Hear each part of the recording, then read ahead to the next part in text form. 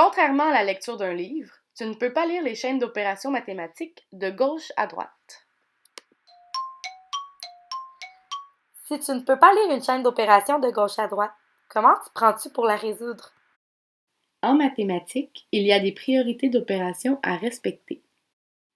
Pour t'aider à les mémoriser, tu peux retenir le mot paix de masse. Ce vidéo t'aidera à réaliser chacune des étapes. Celles-ci seront expliquées et approfondies. Premièrement, tu dois résoudre ce qui se trouve dans les parenthèses. Dans l'opération suivante, tu dois faire la soustraction se trouvant dans celle-ci. 20 moins 5. Deuxièmement, tu dois regarder s'il y a des exposants dans l'opération. Si c'est le cas, tu les résous. Tu feras le calcul de 2 au carré. Troisièmement, tu fais les divisions et les multiplications. Pour les résoudre, tu t'y prends de gauche à droite. Il n'y a pas de priorité d'opération entre les divisions et les multiplications. Dans l'exemple donné, tu devras faire la multiplication 15 fois 8, suivi de la division 14 divisé par 4. Pour arriver au résultat final, tu vas résoudre les additions et les soustractions. Il n'y a pas de priorité d'opération entre celles-ci. Tu fais l'addition 120 plus 19, suivi de la soustraction 139 moins 3,5.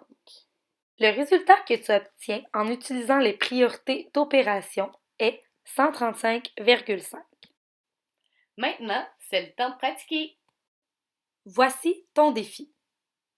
Pense à bien structurer étape par étape les opérations à faire dans ton cahier. Reprends ton mot magique, paix de masse. Tu commences avec le P. P pour les parenthèses.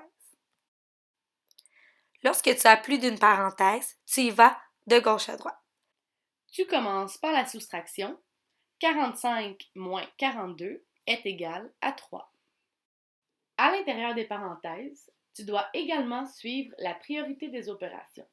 Donc, dans la deuxième parenthèse de l'exemple, tu dois commencer par la multiplication 7 fois 2 qui égale 14. Par la suite, tu feras la soustraction 68 moins 14, ce qui donne 54.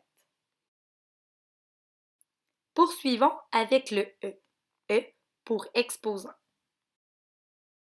Tout comme les parenthèses, les exposants sont résous de gauche à droite. Le premier exposant est 9 au carré, ce qui donne 81. Le deuxième exposant est 54 au carré, ce qui donne 2916. Poursuis avec les lettres D et M pour division et multiplication. Ces opérations doivent également être résolues de gauche à droite. Dans cette chaîne d'opérations, tu dois faire en premier 81 divisé par 3 qui est égal à 27. Par la suite, tu résous la multiplication de 7 fois 2916 qui donne 20 412. Pour terminer, tu t'attaques aux lettres A et S pour addition et soustraction. Si dans l'exemple, tu avais plus d'une addition ou une soustraction, tu devrais les faire de gauche à droite, elle aussi. Ta dernière opération est l'addition de 27 plus 20 412. Ton résultat sera donc 20 439. Avec cette image, tu pourras vérifier étape par étape si tu as fait des erreurs.